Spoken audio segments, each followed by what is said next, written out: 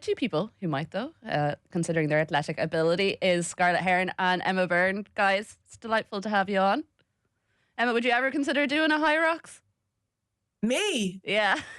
No. I was listening to one of your adverts there and you were talking about orthopedic help and I was like, that's all about me at the minute.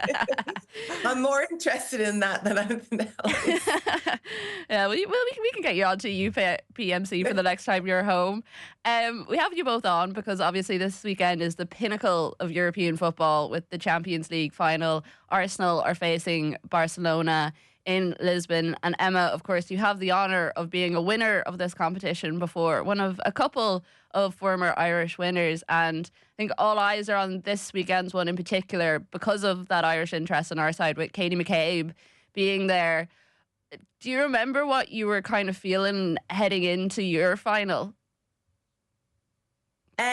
Yes, I remember being very, very anxious and very nervous because, Maya were the top sides in Europe, probably in the world at the time. And we hadn't, we had gotten to quarters and semi-finals before, but I don't think we ever really competed against those top teams before. Properly, like we used to get beaten easily, like against the German teams and stuff. So we were really, really nervous, and a lot of work and prep had gone into it, which made us even more nervous. I remember going in thinking we have to play Marta twice, and that was yeah, because of course it was a very different setup as well when you played. It wasn't that one-off big game. You did have the two legs. Yeah, we did. And, the fact that we were away first, I think, helped us a little bit because we literally went to defend and bring it back home to Bournemouth. And we did that. But, Alex Scott popped up and scored a class goal. It just made the job a little bit easier and very frustrating for them. Scarlett, I think the conversation around the Champions League from an English perspective anyways the last couple of years is when are Chelsea going to win it, because they've dominated in England. There's so much talk about the WSL being the best league in the world. Some other leagues may debate that, particularly over in the States, I feel like. But it's Arsenal that are there again. They have the potential. They are the only English winners thus far. But they're going up against the Spanish powerhouse in Barcelona, who have this incredible team of players who've also dominated their league. We've seen even obviously a massive contingent of them make up the Spanish team. They've been on an incredible run of form the last while. It's a daunting task. Definitely, yeah. And I think even at the start of the season we were sort of looking at Chelsea and looking at Sonia Bombastor coming in and thinking this is going to be their year. She has the experience of winning this competition. She can get them over the line, but just didn't happen for them. And yeah, Arsenal have done really well to get to this point, like overturning two sort of really tough games against Real Madrid and coming back in the second leg. And yeah, they're worth their merit being in this final. And I think obviously they're the massive underdog in this, but I don't think, even as Emma said there, they were the underdogs 18 years ago. There's no reason why they couldn't come around and turn this tie on its head and get a massive win for the WSL as a whole as well, because it's strange that it's probably the most competitive league in the world and they haven't really performed in Europe. The teams there haven't really performed in a number of years, and we haven't had that winner in, as I said, like in a long time. So I think it would be brilliant for the league as a whole as well if Arsenal could get over the line. Yeah, Emma, it's interesting. I've been kind of surprised at the optimism that a lot of people have had about Arsenal going into this game, because it has been a fairly up and down season. Obviously, it's brilliant to get to the Champions League final, and that can't be taken from them. But even if you look at their form closing out the last couple of weeks, it hasn't been the most consistent. But even chatting, like I was talking to Carla Ward during the week, and she was saying, once they got past Real Madrid, I kind of had a feeling in my head, maybe they can do this. Like I've think I've said it before on our podcast. I like that you still refer to it that way. The fact is that I've always thought if there was one team to win the Champions League, it was going to be Arsenal. And I think, you have to play your own style of play in Champions League games, and you have to play against Barca your own way. And I don't think Chelsea have had that DNA for a long time. Now, don't get me wrong, Chelsea are a team. They win. They know how to win. They're absolute unbelievable and have had an incredible season. But I also think that Arsenal have a style of play that can win the Champions League when they play well. And we've already seen it. I know we've seen inconsistencies with them this season, and we've seen some shockers from them. But we've also seen a team that absolutely wiped Lyon off the floor and were so much better than them because they were playing their style of play. And if they can do that tomorrow and play the way they play and keep possession and ride the waves when Barca do attack, because let's be honest, they are going to get on the ball a little bit. I honestly think that Arsenal can do it, and they can exploit Barca in their weaknesses, because Barca do have weaknesses. Scarlett, I know you looked particularly at how Chelsea played against Barcelona and where maybe some of the failures were in that, and where Arsenal can change things up tomorrow. Yeah, and it's interesting just listening to what Emma has to say there about playing their own style. I think that Chelsea kind of went and tried to do that as well. They kind of went man to man, especially in midfield, and when you're playing against the likes of Bonmati and Buteas and Patry in there, I think it was very difficult for Chelsea to sort of, I don't know, I thought they were picked off very easily. And I think one thing Barca are very good at is sort of preying on the mistakes of the opposition team, especially when playing out. And I think that's one of Arsenal's probably biggest weaknesses this year, is probably just a lapse in concentration in the wrong times and sort of giving away possession cheaply in bad areas. And I think if Arsenal are going to go into this game and try to get anything out of it, I think they need to sort of play in the Barcelona half. I think the short pass and playing out mightn't be the best idea at times. I think you need to probably go long to go short and play in the right areas, because I think that if they cough up possession in their own half, in Arsenal's half, then Barcelona will definitely counter that. And I think we see all the time how good Barcelona are on the counter-attack and how just quick and efficient they are. And I think Arsenal will be punished if they sort of play into their hands like Chelsea did. And obviously the whole team is important, and it's important that everyone performs. But if Arsenal are to go and do it tomorrow, who has to be the key change maker? Who do you think will be the key change maker? Mariona. Mariona is the player. No, and the fact is she knows them so well. So they're going to be very wary of her. And Scarlett's talking about the midfield. If you think about that midfield for Barca, it's frightening, but they can't defend. Not that they can't defend, they don't defend that much. So if you can get our midfield, Arsenal's midfield, need to stop saying our and us, Arsenal's midfield on the ball, and I know you might have to go long sometimes because you do want them to push back a little bit, but you also have to play, and you have to play through the midfield, get Marion on the ball, and if you can get into their play in their half, you will see that Alexia Putellas, Aitana Bonmati and Patrick Herron will get very frustrated having to defend more than they've ever had to defend before, let's be honest. Yeah, I was listening to Vicky on the evening show during the week, and she was brilliant. Obviously, she has incredible insights to what it is to play with that Barcelona team and to go all the way in the Champions League. But she was talking about that element of frustration, and that's something that they maybe don't deal with the best at times, and that could be a key thing if Arsenal are able to do it. Absolutely. And, Arsenal will have recognised that. The staff will have gone through all the stats. The staff would have looked at their one game they lost this season, but also the national team. They consist a lot of the Barca players where the weaknesses are. They like to go 1v1 at the back. That can be exploited, especially when you've got Alessia Russo, Caitlin Ford, and whether it's, Chloe Kelly or Beth Mead, they're frightening players in 1v1. So Barca will also be a little bit wary of that. And I think if you can just right from minute one show that that's what you're trying to do, is connect with those 1v1s, I think they'll step off a little bit and the dynamics will change straight away. It's a mental game as well for Arsenal. We speak about the WSL and how good it is. It is the best league, and it is way better than La Liga FA, 100% way better. The problem is with Champions League football, you have to have the experience going in, the mentality, all of the things going your way with a little bit of luck, let's be honest.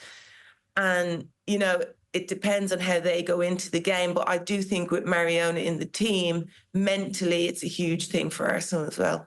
And obviously you've done commentary on both like the Spanish league and the English league, so you're familiar with it. But how have this Barcelona team managed to stay so good in the Champions League, considering they are actually so dominant in their home league? Because, you know, you see that sometimes, and it just, I suppose, a bit of the mental side maybe missing a little bit, or because you are so good, you just assume that you're going to carry that on, whereas it never feels like there's that sort of complacency with this Barcelona squad.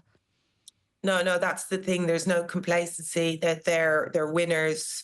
They're animals. They're animals. You know, they just want to win. They're so competitive, and that is evident. It's in training every day. They want to win every single thing, whether it's keepy uppies, whether it's, you know, your rondos.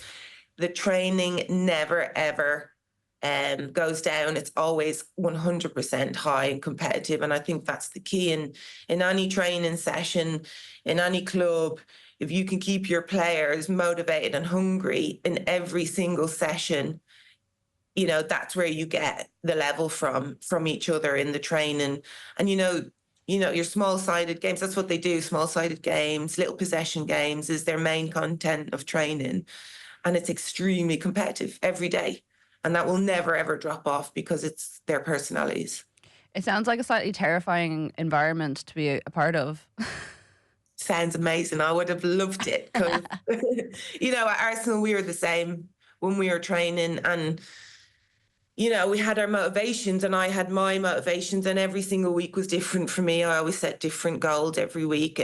And you know, going into games with different goals. And that's why we were the Invincibles, because we refused to, we're also quite selfish. We wanted to be the best, but we refused to drop the standards. And every day was different for us because of the goals we set.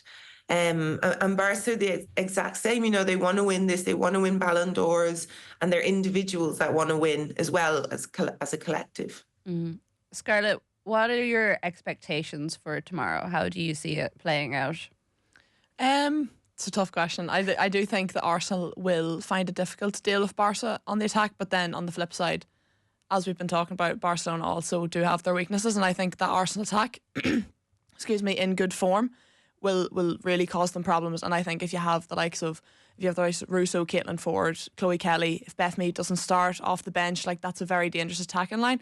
And then you've the likes of Frida Mann supporting them. I think Barcelona will find it difficult to cope with their strength really in attack. And I think we could see a lot of goals. I hope we see a lot of goals. And obviously hope we see an Arsenal win. But I think it'll be a game of Arsenal trying to hold off for as long as possible and try catch them sort of when Barcelona were maybe a bit off guard.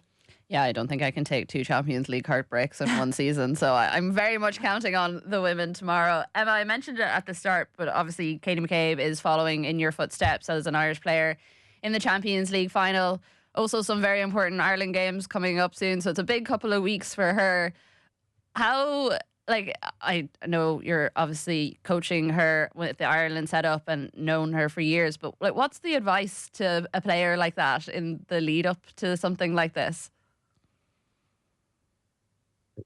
Just, you know, this is what you play and train for your whole career for, is Champions League finals. And obviously you've to just take one game at a time. She's already said it, that it's probably the biggest game in her career. So my advice to her would be every day at a time, you have to focus on the game that's coming up. And, you know, take it with both hands. You just don't want to leave the pitch with regrets. And then obviously she's got a very tough, 2 weeks coming up, as you said. So she's going to have to prepare and celebrate if they win in a professional manner, because we need her also with the team. So I would be telling her that wearing my Ireland hat. But also going into, the Champions League final, it's something that might never happen again. And you have to literally grasp it and and just enjoy it and leave everything on the pitch. And, you know, Katie doesn't need to be told that. She does that every game. Yeah, definitely. I don't think she needs to be told it, but I suppose it always helps in the run up to these things to have it from someone who has been through it. I know there is a contingent of the Irish squad going over to watch her as well. Carla Ward was talking about it during the week, so it'll be nice to have that little bit of home support before heading on to the camp ahead of the games next week. And Katie, just for anyone as well who does hear over the next couple of weeks, she will be going into the camp a couple of days late, and that's already been agreed between Arsenal and Ireland to give her the time, hopefully to celebrate a little bit of the win, but if not, to also just, I suppose, bask in the feelings of playing in a Champions League final in a very nice stadium as well. Are you heading to the game, Emma? I am. I'm in Lisbon at the moment. I'm not jealous at all. Yeah, we had a little walk around last night. It's a lovely city, very hilly. So my calves, my Achilles aren't happy with me. Yeah, I'm going to go. I'm going to do a little bit for Arsenal, a little bit of work for Arsenal there and fan zone and stuff like that. So yeah, still hanging on. Is there a feeling around the city that the game is happening? Like, have you seen many fans 100%. It's you know, I've been to pretty much all the Champions League finals in the last 5 years, even during COVID, and this has got a really nice feel to it. You can see there's posters up around everywhere. You can identify football people. You know, there's a lot of people in the city, a lot of Arsenal supporters. Haven't seen many Barca yet, but they're going to flood in. Obviously, they're going to flood in today. But we were saying it like, tonight, as in Thursday night, is the best night because Friday night is going to be absolutely rammed. Looking forward to it. Yeah, it's going to be a great event. And Lisbon is that nice sort of city where it's not too big. So I feel like you will definitely be finding the people congregating around the place. Just a quick word to those games that are coming up next week. Carla Ward named her squad and was saying, you know, obviously there's a big job to do, but much like you were saying about the advice you would give to Katie, you can only take one game at a time. So you have to play that away game and then think about Páirc Uí Chaoimh and what is needed there. How are you feeling heading into the camp? I'm feeling positive. I think we're in a good place as in the team, not in the actual table, but we're in a good place as a team. Very excited about this group of players. I think, you know, still need to connect a little bit, but we can only do what we can do at this stage, and we just kind of have to hope that Greece will do us a bit of a favour, which I do believe they can do it, so need a little motivational talk for them. And then, you know, we have to beat Turkey, obviously, otherwise there's no point even talking about Slovenia, but we'll beat Turkey. I believe that 100%. And then we bring it back to Cork, Páirc Uí Chaoimh, where we absolutely love to play. So we're looking forward to that game hugely, and we'll do what we have to do. Yeah, well, it was a brilliant atmosphere the last time out in Páirc Uí Chaoimh, so hopefully there's a similar turnout because it really is an important game, and I know we've been saying that a lot the last couple of months in terms of the games we've had, but this one feels particularly pertinent. You mentioned about the group clicking there. We are having a bit of a changing of the guard at the moment, and Louise is going into her final competitive camp anyways with the squad. What's that been like for you? Because obviously you've known her for years. Yeah, it's difficult. And, you know, these players are so important for a team, like Niamh Fahey, Dan Caldwell, Louise, obviously.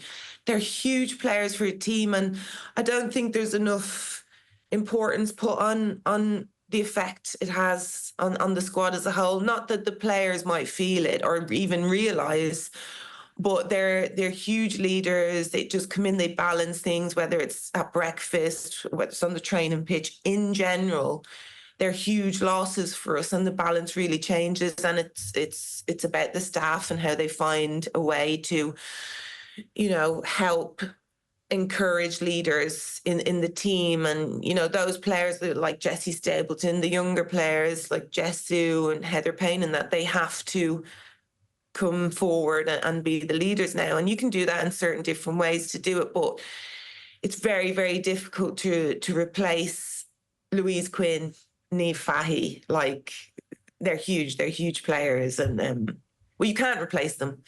But it's really good to see Louise coming back in, and hopefully we can, like, phase her out a little bit because, she was injured. It would have been a real sad way to finish your international career. So I'm so happy to see her coming back in. Yeah, and hopefully we can sign off with some good results for her as well to commemorate what has been an absolutely brilliant career. Emma, thank you very much. Hopefully enjoy the final tomorrow. Should be a good spectacle one way or the other. And I hope it will be something that we can bring a bit of positivity into the Irish camp with Katie with a winner's medal around her neck. Yeah, absolutely. I'm hoping for that. I'll have everything. Everything's crossed for tomorrow. The Gunners. Thanks so much, Emma. Thank you.